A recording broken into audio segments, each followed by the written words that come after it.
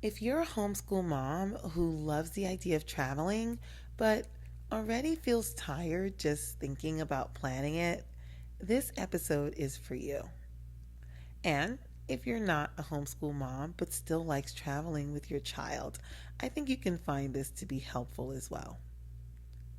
Because the beginning of a new year brings excitement and pressure. There's inspiration everywhere: bucket lists, curriculum ideas, perfect itineraries, and social media posts that make travel look effortless. And yet, behind the scenes, so many moms feel overwhelmed before they even book a flight. If you've ever felt exhausted just thinking about planning a year of travel while homeschooling, I want you to hear this clearly. You are not alone, and you are not doing it wrong. And once I started noticing that pressure building before anything even happened, I realized something important. It wasn't travel itself that was exhausting us, it was the way we had been taught to think about planning it.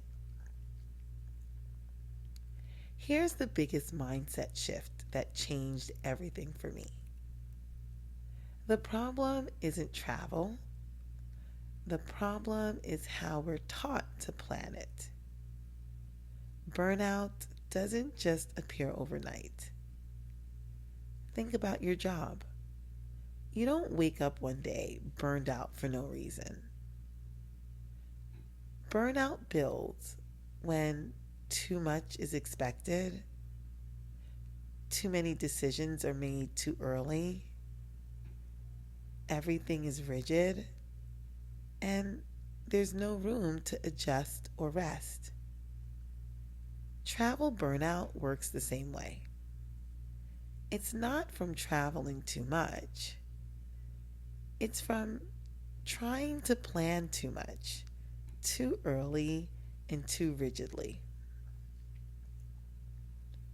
Now, before we go any further, I want to share the lens I naturally bring to this because it shapes everything. As you may recall, I shared with you previously that I am a project manager and I'm truly a project manager in all things. I actually enjoy planning trips. In fact, I get excited about it. I treat travel like a project because it is one. When you think about it, trips have timelines, budgets, dependencies, risk considerations, and one of the biggest risks I plan for isn't cost, it's fatigue. Mental fatigue, emotional fatigue, decision fatigue. That's where my definition of luxury comes in. Not as indulgence, but as risk mitigation.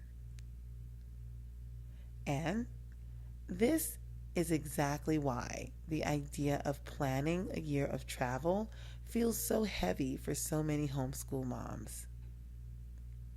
Most families aren't traveling full time. Most families are juggling work, homeschool rhythms, budgets, and real life, and simply want to add intentional travel without chaos or guilt.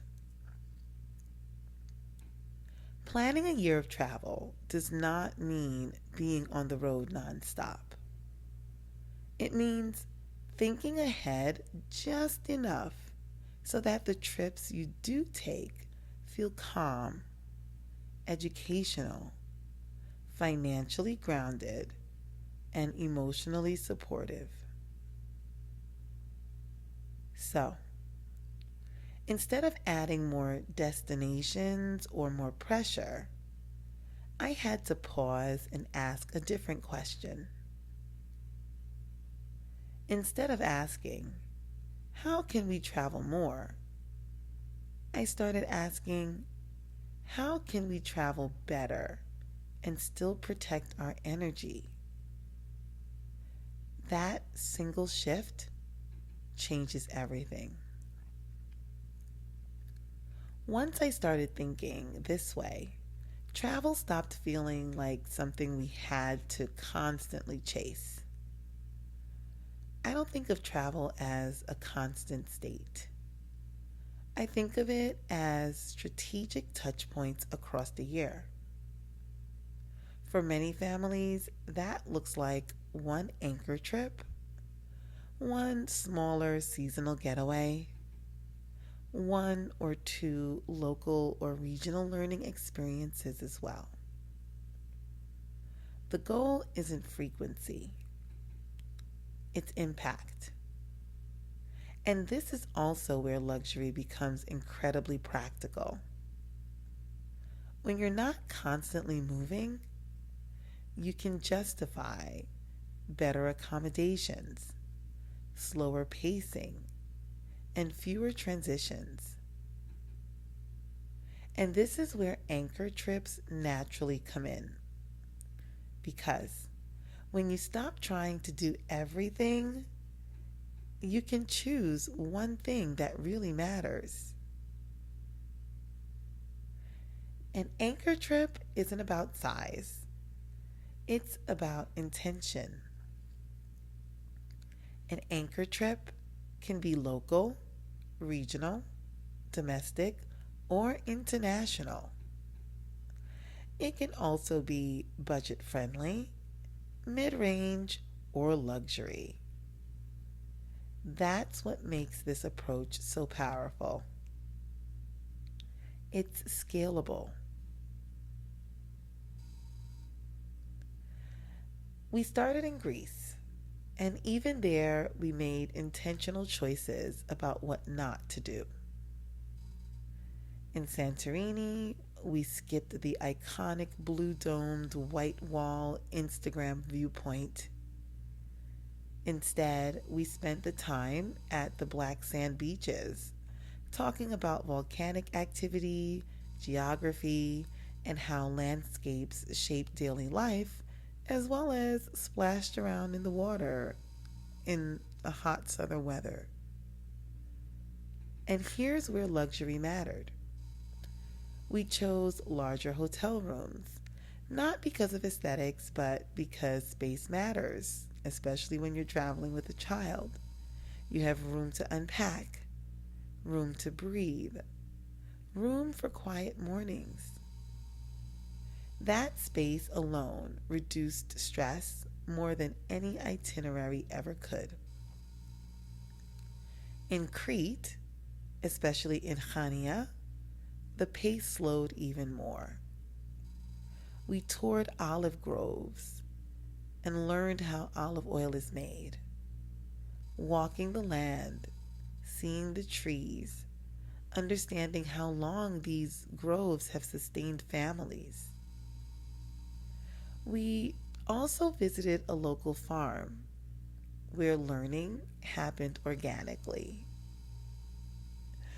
We saw historic Venetian defensive walls and visited one of the oldest Christian churches in Greece, which opened conversation about layered history, faith, and power. And again, luxury showed up quietly. We weren't navigating public transport while exhausted. We had private transportation, which meant no rushing, no missed connections, no mental load on me as the parent and travel organizer. That matters more than people actually realize. And something interesting happened even before we arrived.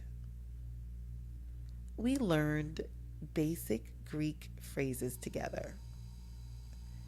Greetings, polite expressions, ordering basic food and drinks.